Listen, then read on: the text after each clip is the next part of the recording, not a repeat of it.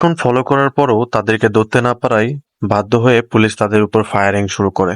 Police কয়েক round fire করতেই ল্যানিদের গাড়ি থেকে দেখা যায় ওই মদখোর লোকটি একটা গোল্ডেন রিভলভার দিয়ে উল্টো পুলিশের উপরই ফায়ার করতে থাকে এবং গুলি গিয়ে লাগে পুলিশের কানে।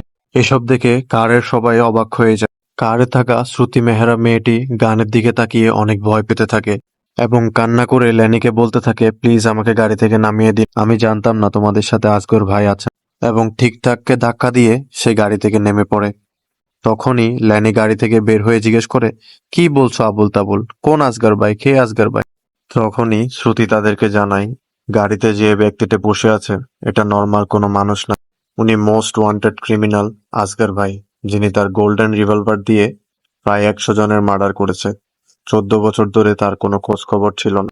আর তখনই আমাদেরকে ফ্ল্যাশব্যাকে নিয়ে যাওয়া হয় এবং আমরা দেখতে পাই ওই মদখোর লোকটি